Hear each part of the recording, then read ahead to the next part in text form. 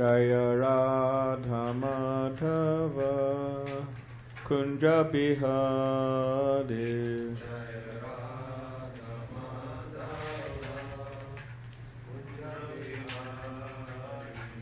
Jaya Radha Madhava Kunja Bihari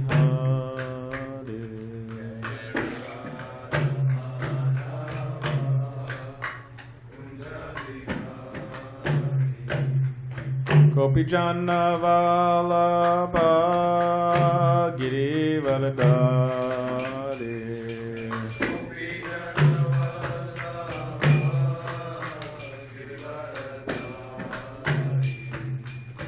Gopijana Vallabha Girivardhari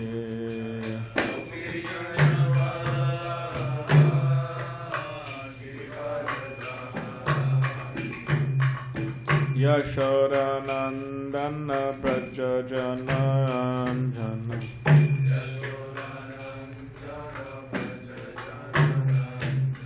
Yashoda Nandana Prajajana Anjana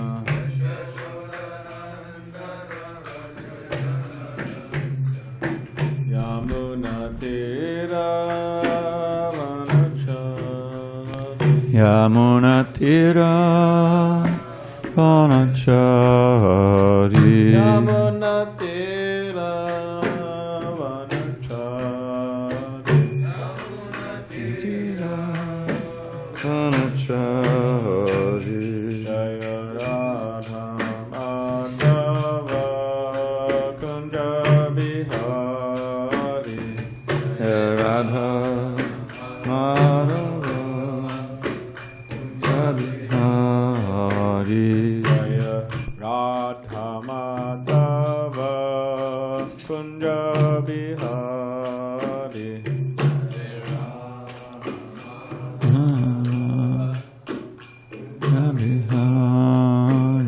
Jaya Radha Madhava Kunja Bihari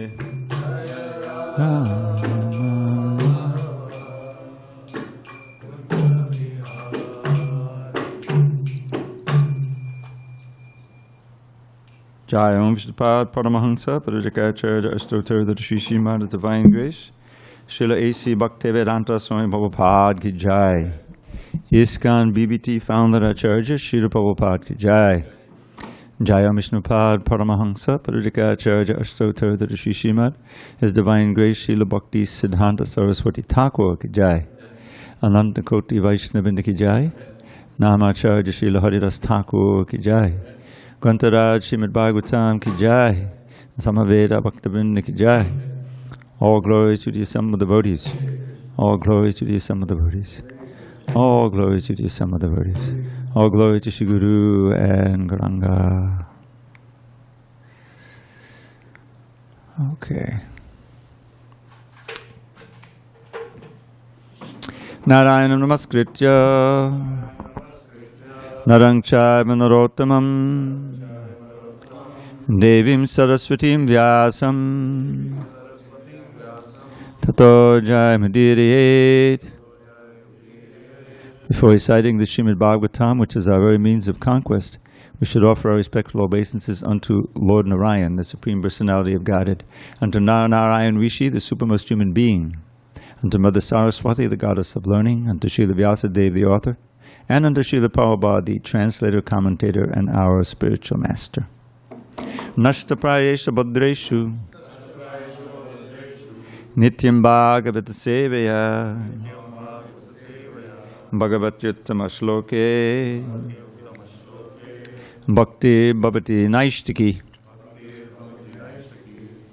By regular attendance in classes on Srimad Bhagavatam and by rendering devotional service to the pure devotee, all that is inauspicious within the heart is destroyed almost to nil, and loving devotion to the Supreme Lord, who is glorified in transcendental songs, is established as an irrevocable fact. Om Namo Bhagavate Vasudevaya. Om Namo Bhagavate Vasudevaya. Om Namo Bhagavate Vasudevaya.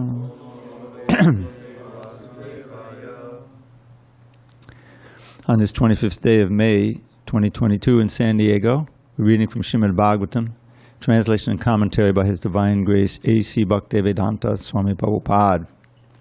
We are in Canto 5, The Creative Impetus. Chapter 18, the prayers offered to the Lord by the residents of Jambudvip. Text number 12, and this resident of Jambudvip is Prahlad Maharaj. This is a very famous verse, by the way. Those who are interested can memorize it. Yasyasti Bhakti Bhagavati Akinchana Sarvar Gunais Tatra Samasate Sodaha Harav Abhaktasya Kuto Mahadguna Manonatena Sati Davato Bihi. Okay. Yasyasti Bhakti Bhagavatya Kinchana Sarvaya Gunais Tatta Samasate Sodaha Hadava Bhaktasya Kuto Mahadguna Manodatena Sati Dhavato Bahi. Yasyasti Bhakti Bhagavatya Kinchana Sarvaya Gunais Tatta Samasate Suraha Hadava Bhaktasya Kuto Mahadguna Manodate Nasati Dhavato Bahi. Yasyasti Bhakti Bhagavatya Kinchana Sarvaya Gunais Tatta Samasate Suraha Hadava Bhaktasya Kuto Mahadguna Manoratena Sati Dhavato Bahi.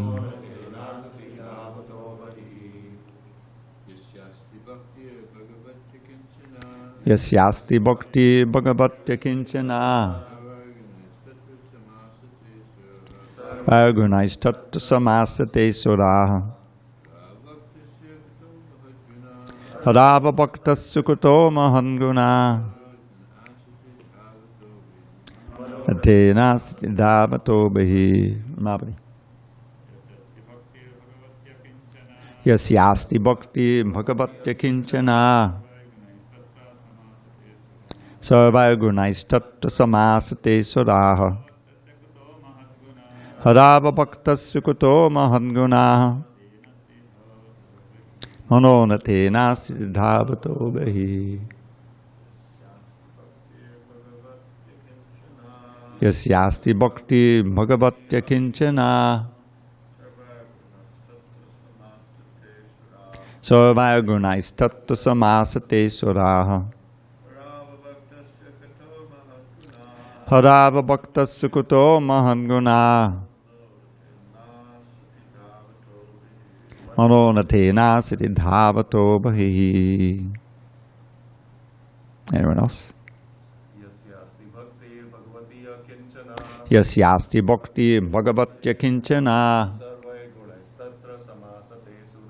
Sarvaya Gunais Tatta Samasate Suraha Hadava Bhaktasya Kuto Mahadguna Manoratena Sati Dhavato Bahi. Zoomland? Yasyasti Bhakti Bhagavati Akinchana Yasyasti Bhakti Bhagavatya Kinchana Sarvaya Gunais Tatra Samasate Sura Harava Bhaktasya Kuto Mahadguna Manorathena Sati Dhavato Bahi. Manonatena Sati Dhavato Bahi. Yasya, of whom, asti, there is, bhaktihi, Devotional service. Bhagavati to the Supreme Personality of Godhead. Akinchana, without any motive. Sarvai, with all. Gunai, good qualities. Tatra, there in that person. Samasate, reside. Suraha, all the demigods. Harao, under the Supreme Personality of Godhead. Abhaktasya, of a person who is not devoted. Kutaha, where? Mahatgunaha, good qualities. Manoratena, by mental speculation. Asati, in the temporary material world. Davataha, who is running. Bahihi, outside. Translation. So this Prahlad Maharaj speaking is to Nrsingadev. All the demigods and their exalted qualities, such as religion, knowledge, and renunciation, become manifest in the body of one who has developed unalloyed devotion for the Supreme Personality of Godhead, Vasudev. On the other hand, a person devoid of devotional service and engaged in material activities has no good qualities. Even if he is adept at the practice of mystic yoga or the honest endeavor of maintaining his family and relatives, he must be driven by his own mental speculations and must engage in the service of the Lord's external energy. How can there be any good qualities in such a man? Purport. As explained in the next verse, Krishna is the original source of all living entities. This is confirmed in the Bhagavad Gita 15.7, wherein Krishna says, also you say, Mamai Vangsho Jiva Loke, Jiva Bhuta Sanatanaha, Manakshastan Indriyani, Prakritistani Karshati. The living entities in this conditioned world are my eternal fragmental parts. Due to conditioned life, they are struggling very hard with the 6 senses, which include the mind. All living entities are part and parcel of Krishna, and therefore when they revive their original Krishna consciousness, they possess all the good qualities of Krishna in a small quantity. When one engages himself in the 9 processes of devotional service, Shravanam, Kirtanam, Vishnu, Smaranam, Pada Sevanam, Archanam, Vandanam, Dasyam, Sakyam, Atma Nivedanam, one's heart becomes purified, and he immediately understands his relationship with Krishna. He then revives his original quality of Krishna consciousness. In the Adi Leela of the Chaitanya Charitamrita, chapter 8, there is a description of some of the qualities of devotees.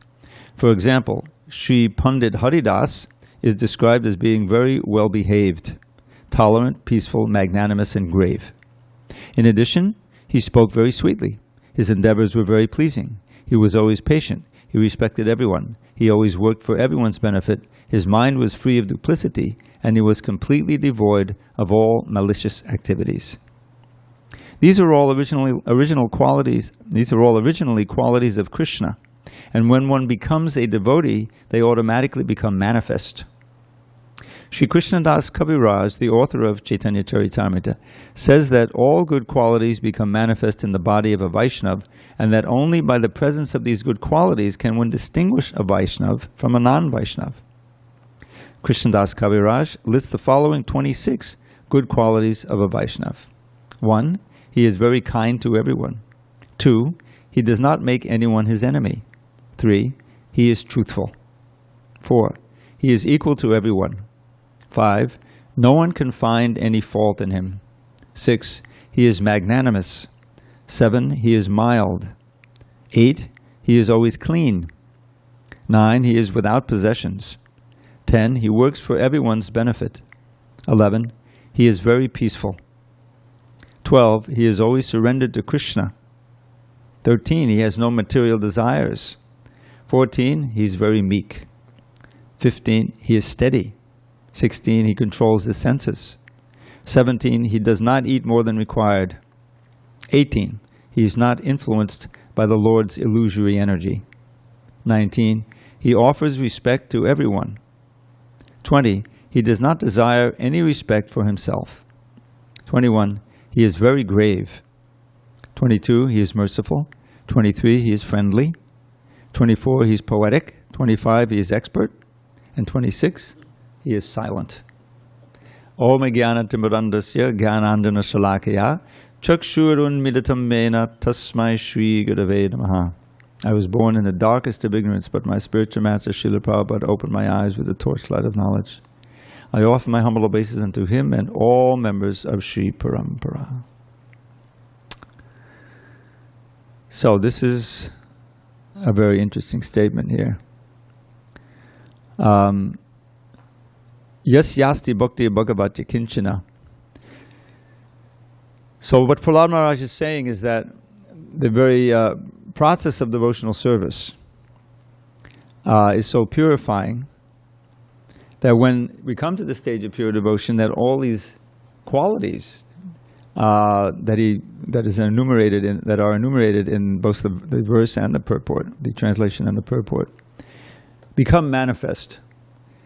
In other words, it's not that we have to make a list and start checking them off and cultivate all of them, although it helps to know them, but actually they're already there, as Prabhupada explains in the verse and purport, that these are transcendental qualities inherent in the living entity, because the living entity is part and parcel of Krishna, and Krishna has all good qualities. You read the Nectar of Devotion, you read 64 qualities of Krishna, and so these qualities are already there.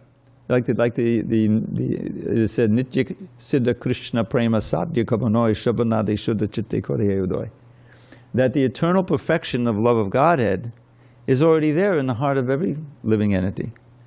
And by the process of devotional service, beginning with hearing and chanting, those qualities naturally awaken, or the prema, the pure love of Godhead, naturally awakens. So, but here's the radical statement of this: that one who is not a devotee of Krishna has no good qualities. But you may say, well, before I even joined, I knew that there were these people who had kindness to others. They were compassionate, even sacrificing themselves in so many ways, gentle. Certainly, people who are poetic,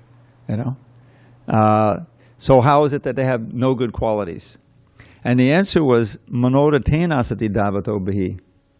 In other words, there may be some evidence of a good quality, but it's not steady.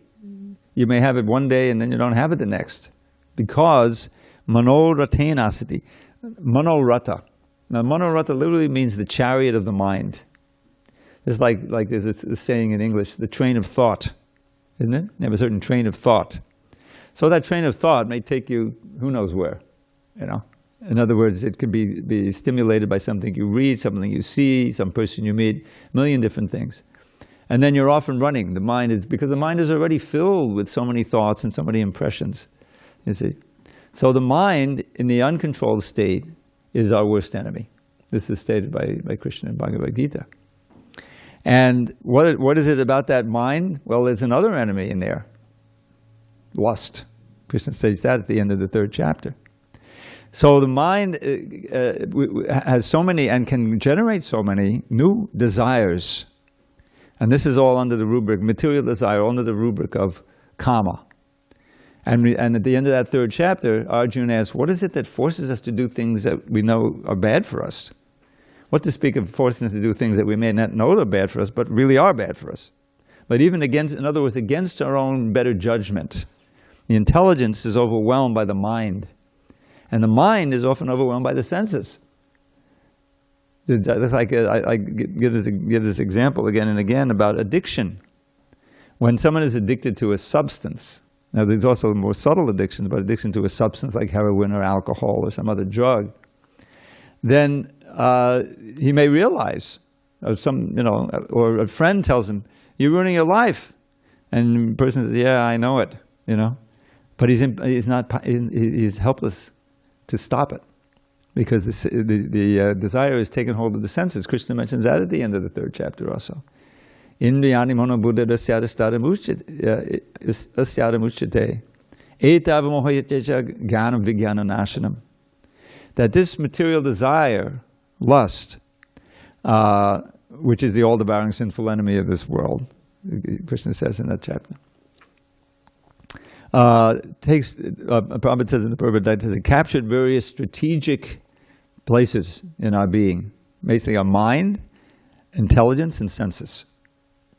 And especially when in this way, through the mind, through the intelligence, especially through the senses, you'll be forced to do things that you don't want to do. So this is the actual process of devotional service is largely training the mind and training the senses to act in a way completely conducive to Krishna consciousness, in Krishna's service, with Krishna's pleasure. That's what sadhana bhakti is. It's understood. Everyone comes from a conditioned state, even though they might be in the mode of goodness, they're still conditioned. And we know that there's no such thing as pure goodness in the material state, because it can be overwhelmed by passion or ignorance.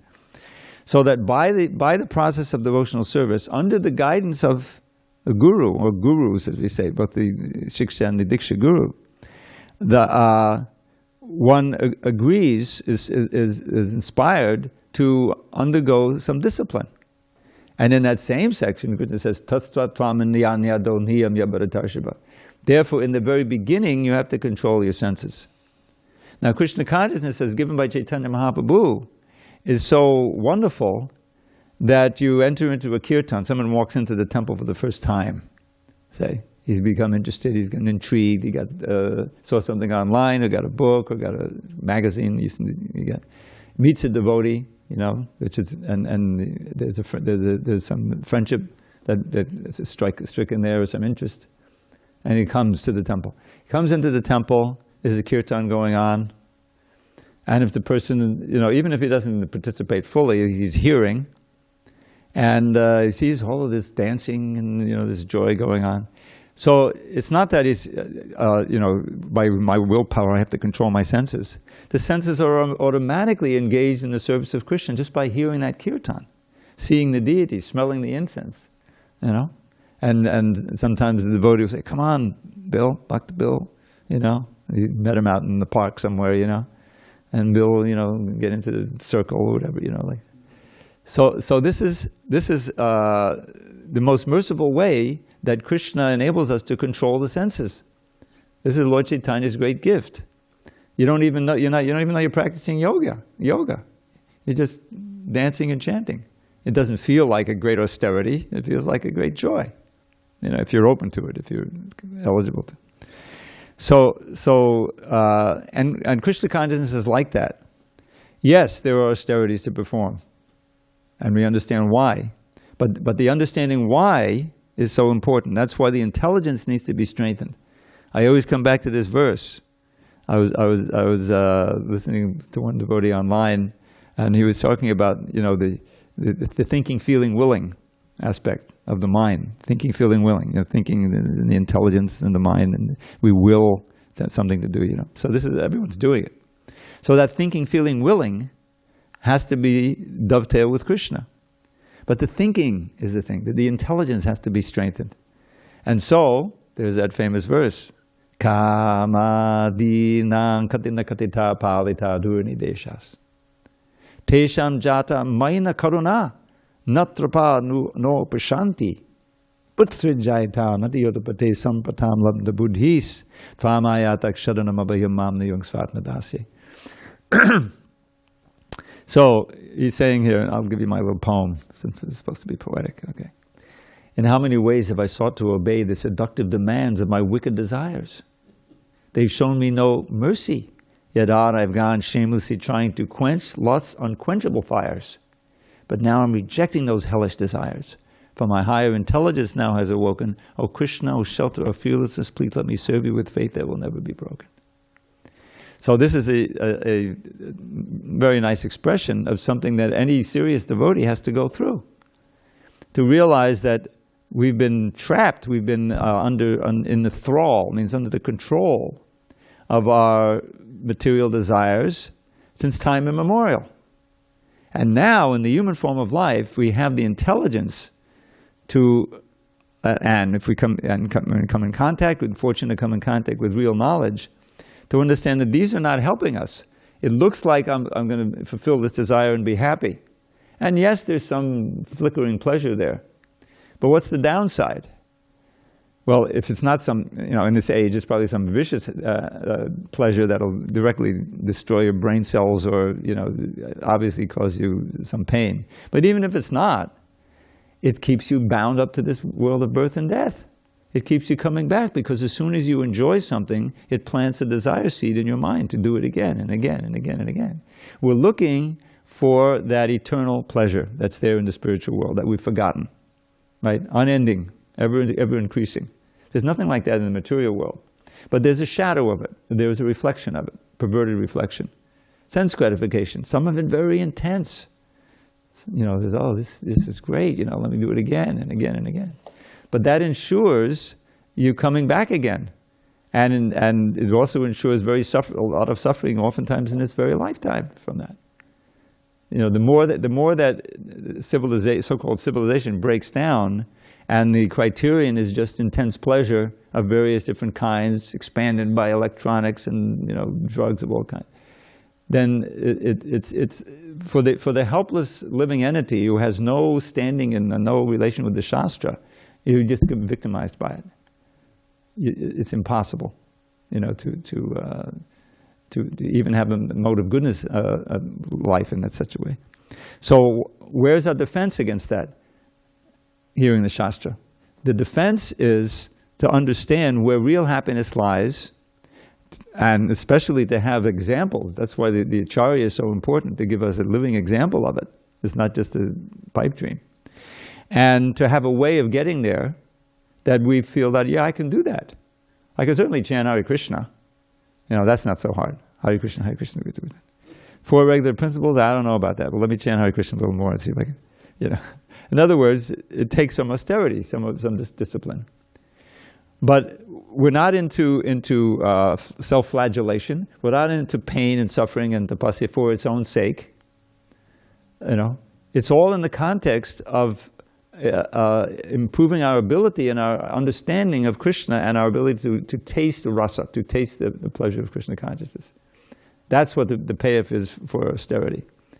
And it doesn't take much before you do that. If you just, get up early, which is sometimes the hardest austerity, certainly at the beginning, then you have that time, and if you can associate with devotees, you can begin to practice Krishna consciousness, and before long, if you're serious, it's not all. There's prasadam, there's that prasadam. And you can understand, the more you understand about prasadam, that it's more and more a spiritual experience, holy, and it's purifying anyway. So I wanted to reference one prayer that also talks about this monorata, the chariot of the mind. This one probably would like to quote this, and it's there in the CC at Madhya Lila 1:206. This was written by Yamunacharya in the Stotra Ratna, and it's one of the often quoted verses from there. So he's praying directly to Krishna. Bhavantamevanuchadannarantarak prashanta niksheshamanoratamtarak kadahamaikantaja nitya kinkara paharshayasyami sanata jivitam. So he says, by serving you constantly, one is freed from all material desires and is completely pacified. When shall I engage as your permanent eternal servant and always feel joyful to have such a fitting master? And this, so bhavantam eva narantara. Narantara means without stopping. Remember that, ahoitiki apratayata, no breaks, constant. Prashanta nikshesam anoratantarak. This is a very interesting phrase which we can contemplate. So ratantara refers to the monorata antara. These are prashanta. If I engage in sincere, unbroken service to you, then all of these endless nishesa manoratana, the desires in the mind that are always pushing me to go here and go there and go there, through this chariot of the mind, they become pacified. In other words, it's so satisfying to actually serve Krishna, think about Krishna, glorify Krishna, and serve him in 9 different ways that Prabhupada mentions in the purport, that all these other desires just evaporate.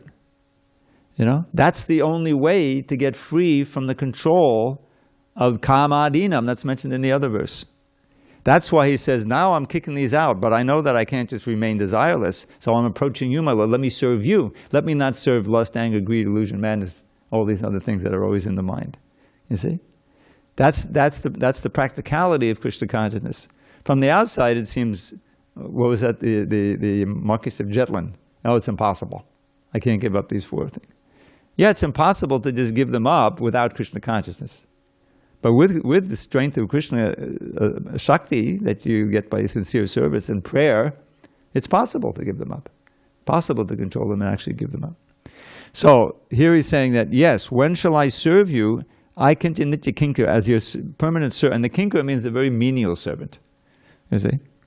When will I come to that stage? Now it's interesting that Yamunacharya had been a wonderful scholarly devotee when he was young. You know, I didn't know this pastime until fairly recently. And he had this debate with a king's pundit who was famous for winning all debates. And here's this kid, 14, 15 years old. So, the king was so magnanimous, thought he was I don't think he thought that there was any chance of Yamunacharya winning the debate. He said, well, if you win the debate, you can have half the kingdom. So he won the debate. He got to have the kingdom. So now he's a king, even though he's very young. And he enjoyed like a king. He's still a devotee, but basically. And so then, I won't get into the whole story, he was able to get out of that and get back to, and became Yamunacharya, the spiritual master of Ramanujacharya. And he wrote this Stotra Ratna. So, he's in the mood of, helplessly praying here. Kadaham, when will I serve you as a humble kinkara without deviation, and be joyful to have you as a master. Sanata jivatam. I'll live happily with you as my master. So the manorata, we're all fighting with that. We're all on this chariot of the mind. But we have the process of getting off the chariot and developing these qualities. Now, I'd like to look at some of these qualities. The idea is that the qualities are already there. When we practice, they naturally develop. But it's also good to know them, and to because a lot of them are like, well, I can do that, very kind to everyone. Well, that is practice. Just like if you're kind to everyone, okay, well, let me try to save them from this hellish imprisonment in the material world, birth, old age, disease, and death. Let me go out, distribute some books, or let me go out and chant, or somehow have a program preaching to schools, something. In other words, you feel the urgency that Prabhupada felt, to the nth degree. You can feel to something. Well, I've been benefited so much from this, and this knowledge is so wonderful. Let me give it to someone else. That's why we're all here, because somebody had that feeling. Of course, Prabhupada had it, but you usually come in touch with the devotee. So kind to everyone. Does not make anyone his enemy. Now, it's interesting it's phrased this way, because you may not make someone enemy, but they become your enemy anyway, out of their own, Just like Hiranyakashipu, Prahlad did not make his father his enemy, willingly, right? He was telling him the truth, but his father regarded him as an enemy. So this is the idea, Jata Shatru, that Yudhishthira is known as that. Even though he's fighting this war, he didn't feel enmity toward others. He felt it was his duty to fight, and so what Krishna wanted him to fight. This is the idea. Like Arjuna, he had to be convinced, right, to fight. So you don't have enmity. This enmity, this hatred, is crushes bhakti. You don't have hatred for anyone. Prabhupada says you shouldn't have envy even for an ant. I remember when I read that, I think in the Krishna book or somewhere, it says, well, envy. Because envy usually means jealousy. in Western parlance. But envy also carries the idea of, of being an enemy of bearing malice toward, unjustifiably, just like we had these horrendous shootings in the last couple of weeks. The whole country is up. Why? Innocent people just getting shot down. It's madness. But that's the extreme example. But people feel enmity toward others all the time. But a devotee doesn't feel envy because he understands this person is also a spirit soul, just like me. We have the same father. We're actually brothers. And the person is just in ignorance. Out of ignorance is regarding me as an enemy. So it's like Prahlad. He never hated his father. Even after his father was killed, his one boon one of the two boons he asked from Nrsingadev, please forgive my father for his enmity, deliver him. And Nrsingadev said, don't worry, was it 12, 20 generations forward and back will be saved. He's truthful. Okay, so in two ways. One is that we're always trying to spread the absolute truth. The most important part of being truthful is giving the absolute truth. And also, he doesn't feel the need to tell lies because his life is an open book. If you're actually living simply and you're being honest, and then there's no need to lie. You don't feel you should tell the truth, everyone. Equal to everyone. This is right in the Bhagavad Gita, Pandita Samadarshana, because you see the spiritual nature in everyone, every living entity, and they're part and parcel of Krishna. The super soul is there. So equal to all. No one can find any fault in him. Well, this is of course the pure devotees. Is that Prabhupada impressed so many people, even non-religious people, just by his purity and his demeanor and his character that was obvious to everyone he met. So there's no you can't find any fault. You may artificially find a fault, like Hiranyakashipu found tremendous fault in Prahlad. He was a devotee of Krishna, but that's a huge mistake. There's not really a fault. So he's faultless. Magnanimous. Now this is very interesting. Prabhupada would use the word magnanimous often as a synonym for munificent. And I looked up the Sanskrit of what this is. And this is actually generous, very generous. Generous with his time, generous with to help others if they're in need of something and he can help, like this whole thing in Ukraine, so many refugees. Of course, the devotees are helping devotees, but they're also helping non-devotees. I saw this video where they had a whole pilgrimage to the border with a mobile kitchen and all kinds of foodstuffs, and they were cooking for thousands and thousands of people, prasadam they were distributing. So he's always helpful. Magnanimous, so generous. But magnanimous also means, magnanimous is emphasis on forgiving. And so the devotee is both, both generous and forgiving. And this magnanimous quality is there, especially we find in Nityananda, Lord Nityananda. He's described as that, forgiving Jagai Madai, for the attack, So, and he is mild. This is, not extreme. Always clean.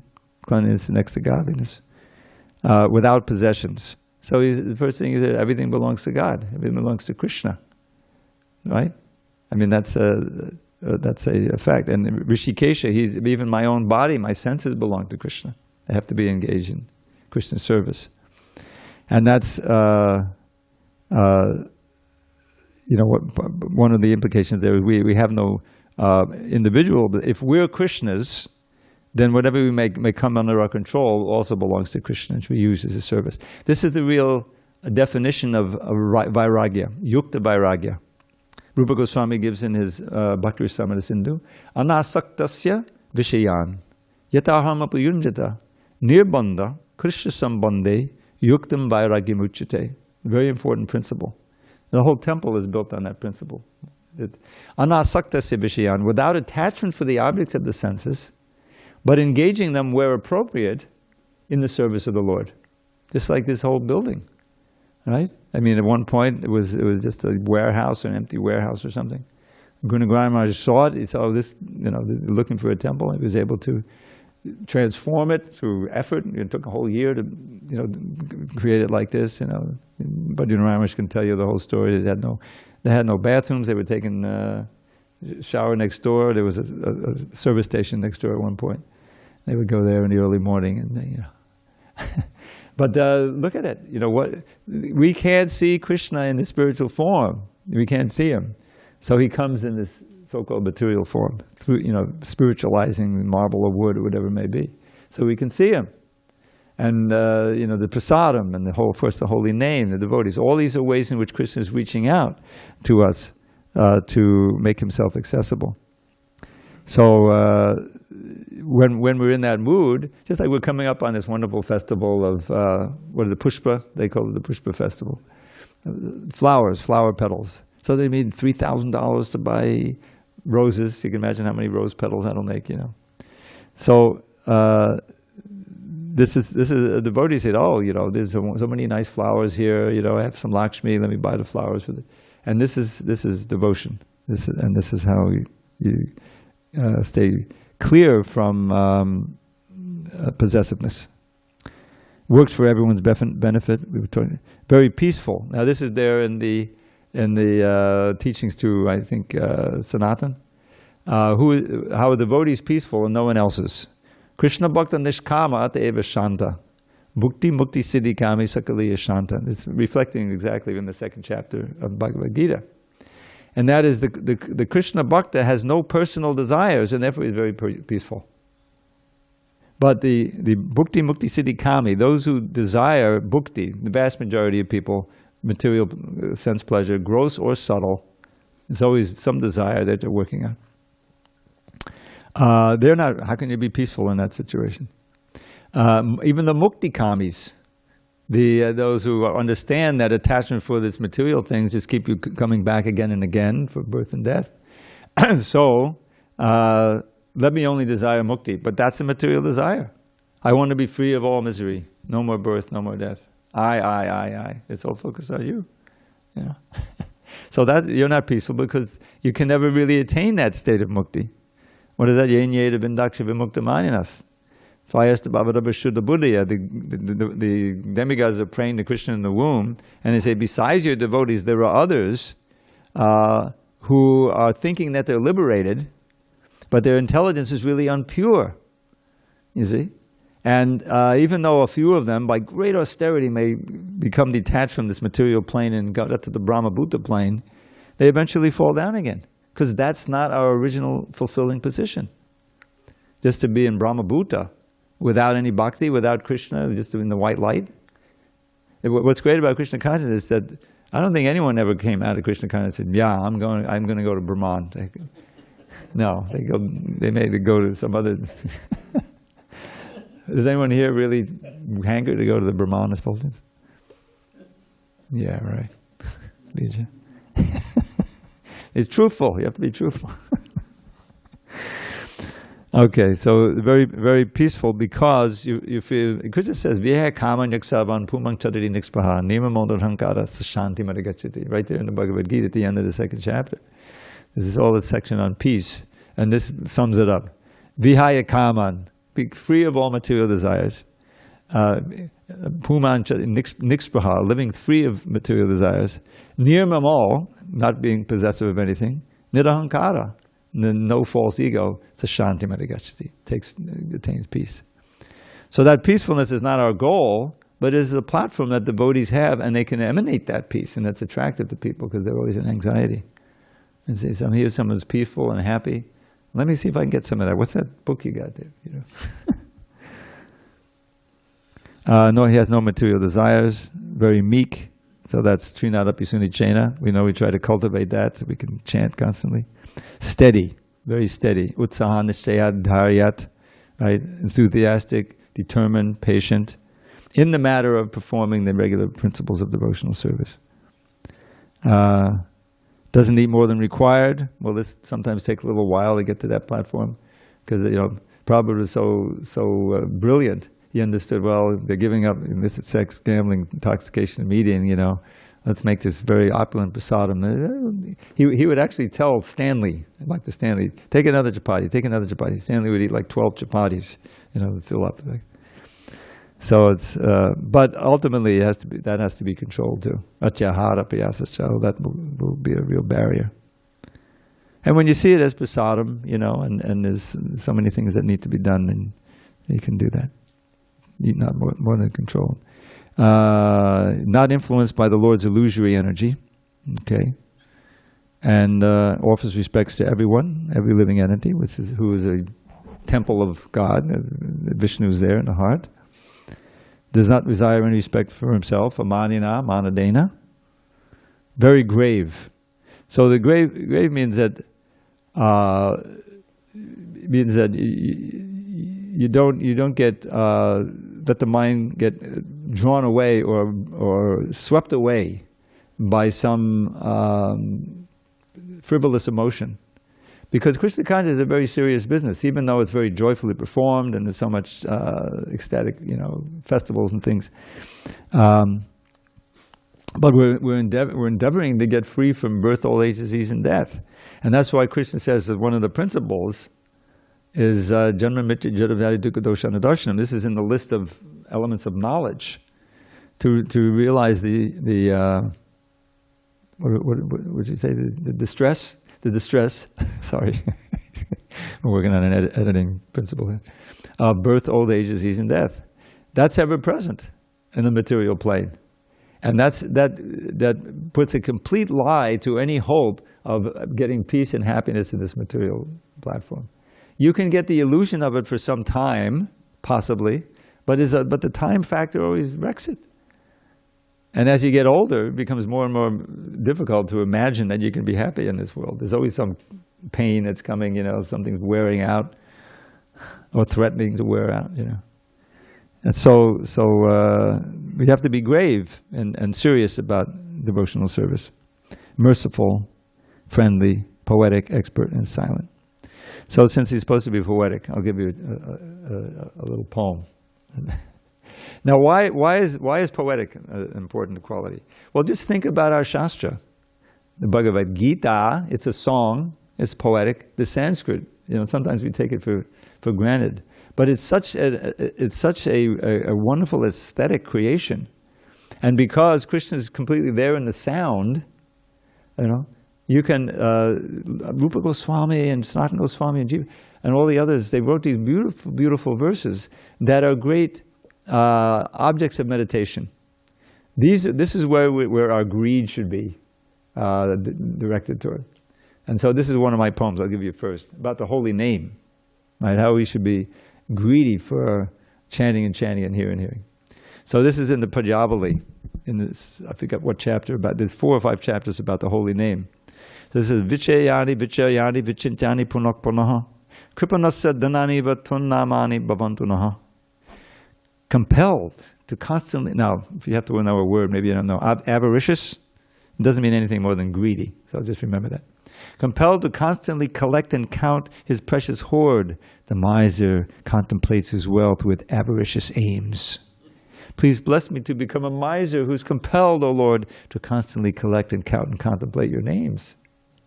So this greed is good when it's directed toward Krishna, or the rasa. Krishna Bhakti Rasa Bhavitam Ati Kriyatam Yadikatopi Labhyate. The mind absorbed in Bhakti Rasa, which is what we're trying to achieve, right? Which is what Prabhupada said, this is Krishna consciousness. That's where he got the phrase. Krishna, this is a verse by Ramananda Roy, spoken in his conversations with Lord Chaitanya. Krishna Bhakti Rasa Bhavitam Ati Kriyatam Yadikatopi Labhyate. You should buy it somewhere if you can find it in the marketplace. But you have to have the price. And what's the price? Your greed for it. Your very strong desire for it. That's not so easy to get. Because we have strong desire for so many other things. Right? And those other desires just cover this original desire. So that's where the self-control comes in and the practice of devotional service, so that the other desires wane and we can cultivate this strong, strong desire for perfection of Krishna consciousness. That's where the Utsahan comes in. So therefore it's important to read about it and read in the Nectar of Devotion. So here's another little poem. You may have heard this before, but this was apparently was a favorite of Mahavishnu Maharaj, the elder. I don't know if you remember him. Were you here when he was here at all? No. He used to spend a lot of time here. Nice. Huh? Wonderful. Yeah. He founded the Dwarka temple, ISKCON Dwarka, by sitting under a tree with another devotee and just kind of playing and being there and gradually collecting something. Wonderful devotee. So when I went to Denver, this was years ago, I was about to go there, and I flew in this, I hadn't been there since. And I was doing some program on Sunday, and I was giving this poem, the Kevalashtaka, about the holy name. And many of the devotees in there knew it. I said, well, the poem. I said, well, where did you find it? Oh, we're disciples of Mahavishnu Maharaj. There was a whole bunch of them there. He said he really liked this poem. And he would have us chant it to him. So I'll just give you one Sanskrit verse, I'll just do the English. Morodam morodebhyopi mangalebhyopi mangalam pavanam pavanebhyopi harir namaya kevalam. So there's nothing to compete with the Sanskrit poetry, but I put it into my little faulty English poems. Of sweet things, it's the sweetest you will taste at any time. And of things that bring good fortune, it's the perfect paradigm. Of things that purify, it purifies most powerfully. The holy name of Shri Hari is surely all that be. From Brahma's realm atop the sky, down to the lowly grass, illusion reigns in Maya Devi's treacherous morass. The truth, the only truth, the name of Shri Hari.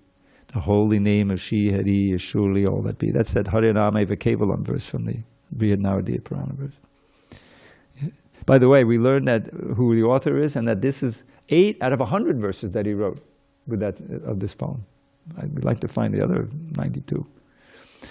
Then it says, Saguru sapita chapi samato bandavopi sa shikshiyet setida smartam harinama kevalam. He's the guru, he's the father, he's the friend most true. And she's the real mother who most kindly teaches you to always chant and hear the holy name of Shri Hari. The holy name of Shri Hari is surely all that be. Now this next one is my favorite, so listen up. Nikshvase nahi vishvaso kadarudho bhavishyati kirtani madabalyad hare namaya kevalam. Remember that our final breath may come at any time, no matter if we're old and sick, we're in our youthful prime. So young and old alike should chant the name incessantly. The holy name of Shri Hari is surely all that be. Hari sadavase tatta yatta bhagavata jana gayanti bhakti bhavena hare namaya kevalam. Lord Shri Hari forever dwells wherever devotees, whose hearts are fixed on him and free of all impurities, uplift their voices high and sing his name in ecstasy. The holy name of Shri Hari is surely all that be. There's a verse like that. I'm not in Vaikuntha, I'm not in the heart of the yogis, but wherever my devotees are glorifying me, that's where I stay. Krishna says. Then, aho dukkam, mahadukkam, dukkha dukkha taram vita, kachatam visutam hare nam, ratna hare namaya kevalam. Alas, what sorrow, what great pain, the worst calamity for people to forget the holy name of Shri Hari. Although the name's a priceless gem, mere broken glass they see, the holy name of Shri Hari is surely all that be. Just fill your ears, just fill them with the name of Shri Hari. Just chant the name with all sincerity. Just sing the name, just sing the holy name eternally. The holy name of Shri Hari is surely all that be. It makes this world appear like bits of straw upon the ground. Resplendently it reigns supreme, divinity and sound. It's filled with transcendental bliss and peerless purity. The holy name of Shri Hari is surely all that be. So then I added a 9th verse because we didn't. That's a good sign that it wasn't written as an ashtaka, So, inspired to glorify the holy name of Shri Hari, Shri Nilakanta wrote this hymn in Sanskrit poetry. I pray that those who hear this lowly version made by me will chant the holy name of Shri Hari in ecstasy. Got that all? Okay, Hare Krishna. Any questions, comments? Yeah. I'm sorry? Shri Nilakanta Goswami. I can send you the link. Which century? 19th. He was an associate of Bhaktivinoda Thakur. Yeah. So, yeah, I have a question about the chanting the holy name. Why is that we understand importance of chanting 16 good, clean rounds with our intelligence, but when we come in the morning and start chanting, our mind always gets deviated, and we don't really chant good and clean 16 rounds. Are you asking me when will we chant? Why is that it's hard to chant good and clean rounds, even though we want to so much and understand how important it is? Yes, because the mind is very obstinate and full of all of these unpurified desires. This is the conditioned mind. Well, don't forget, we've had the mind forever. The mind doesn't die when you die, when the body dies, the gross body dies. So through millions of years, we developed these desires, these tendencies, and this is the real sadhana, is controlling the mind, and that's why these other things are the overeating and the prajalpa. What is it? Atyahara priyasa, pradalpo niyamag janasangha. Especially the sangha. The sangha is everything. When you associate. And nowadays you can associate through the internet, and of course you can associate through books and in different ways to associate. With non-devotees, immediately you forget Krishna and some other desire or interest. It may be a negative desire. It could be, that your ire gets awakened, anger, due to something. It's in other words, it's deviation from Krishna, and so. That then comes out in the japa. In the japa, mind is still distressed about this or this and this, or interested in this. So that's why control of the mind and control of the senses, that if we... Asat Sangha Tyagahe Vaishnavachark. Lord Chaitanya was asked, how do I tell the devotee? And Prabhupada said, in one line, he goes, Asat Sangha Chara Vaishnavachark, that giving up Asat Sangha, non-devotee association. This is the most telling characteristic of a devotee's behavior, and that's why it's so important that Prabhupada works so hard to create the ashrams. Temple is one thing, but to have an ashram, this is where the mat comes in. The Gaudiya mat is that a temple with an ashram where men can live. Originally, of course, Prabhupada had brahmacharis. That's another thing, but. To be able to associate with devotees and live with devotees is so important. Such a great advantage to be able to do that. So that because the mind picks up everything, it's very fickle. It'll go here and there. So therefore we can pray, and there's even instructions to the mind. Raghunath Das Goswami wrote these very important instructions to the mind. Manak Shiksha, instructions to the mind. And there's other manak shiksha too. And just like, what is that song? Bhajahore manashi nandana, it's an instruction to the mind. Oh, wretched, foolish mind, just give up all deceit and worship Krishna's fearless lotus feet. Don't waste this human life, stay close to devotees and cross this worldly sea of miseries. And the other verses I have too. So that's, get on the mind's case. You can also pray while you're chanting, to pray strongly. Please engage me in your service. Please let me hear you every syllable. Oh, holy name. You can pray to the holy name through the holy name. So, yeah. Hare Krishna. Also, yes. Bhakti Siddhanta Saraswati Thakur made this, he makes these amazing statements. The mind is a non-devotee. Yeah. That's why it's so difficult. Just a non-devotee. You got to beat it. He says you got to beat it. And it's a rascal, nonsense. You got to beat it in the morning. You got to beat it in the evening. And that's he was in India when he said that. We're in America, so he's got to be practically beaten in the morning with a broomstick, and evening with the shoes, or the vice versa. Yeah, shoes or sticks. Yeah. Yeah, that's really where the sadhana is, right in there. But this is why also in that book, the Bhakti Vaibhava, Bhakti Siddhanta Vaibhava book, it's quite a large book. You've probably read the whole thing, Balaram.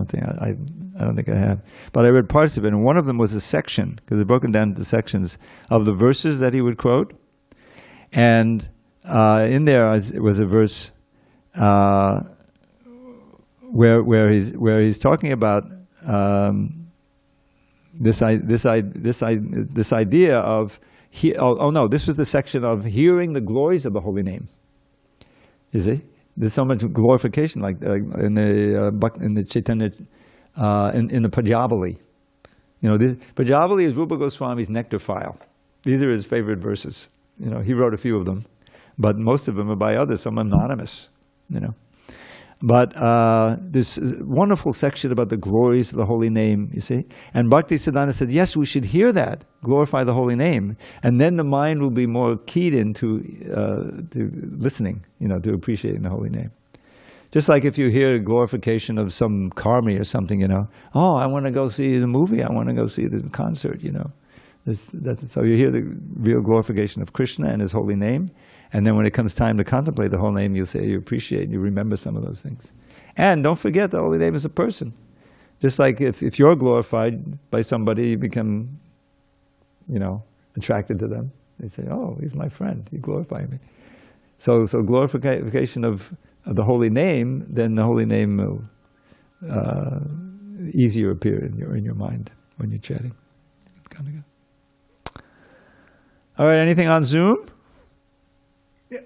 Yes, Dravida Prabhu, may I? Of course. It wouldn't be a Bhagavatam class without your question. Go ahead, Prabhu.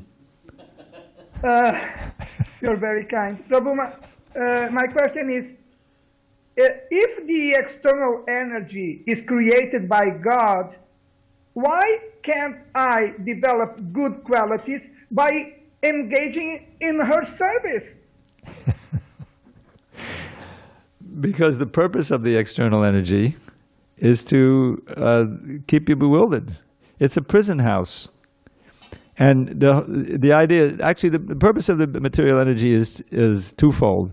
One is to provide a field where the conditioned souls can try to enjoy and then ultimately come to the understanding that you can't enjoy. So Krishna doesn't just leave the material world. It's not like he closes the prison and then he's not concerned about it. He's very concerned with us. And that's why he sends his emissaries. He speaks to Bhagavad Gita. He reaches out, you see. But the material energy is designed so that if you absorb yourself simply in perceiving and in trying to enjoy the material energy, that will deepen your imprisonment. That's what the imprisonment is. You're imprisoned by your mind full of all these material desires. And you read in 15th chapter, it's very logical. You lead a material life, and then at the end of life, you got all these material desires, and the mind, intelligence, ego, this carries the soul to the next body. And in this age, very high chance that your sense gratification is not going to be under the instructions of the Vedas, and you're going to get an animal body, and you go down for a lot of suffering. This is the 16th chapter. So the material energy is designed that way, but Krishna also, he comes sometimes, as I mentioned, sends his wonderful emissaries like Srila Prabhupada, so that even within the material energy, like this building is made of earth, water, fire, right? But it's being used for Krishna. So that material energy is then cannot a thing which causes the very disease be used to cure the thing. This is Narada Muni's verse. I don't know the Sanskrit in the Bhagavatam, right? So we have this material body, and this is now, if we have no idea of Krishna consciousness, this material body will be a big part of the shackles that keeps us bound to the material world. The senses will go here and there, and the mind will go here and there, and we'll get attached, and again we'll get born. Regular life, we've been doing it for millions of births. But if our intelligence is attracted and enlightened, even partially, to the means by which we can use this body, which is material, in order to cure the disease of the body and the prison house and material world, then the material world becomes auspicious. I love this verse. Probably, I don't know if anyone ever quoted it or will quote it, but it's in the 87th chapter, 10th canto. Some of you have heard it before. This is the only one I know from all the prayers of the personified Vedas. Chodanupatam kolai midamatma surit priyavat. Chadaditaton muke tuhite priyatmanacha. Nabadadamantaho asadupasana yatmahano. Yadunshayabrame udubaye kusharidipata.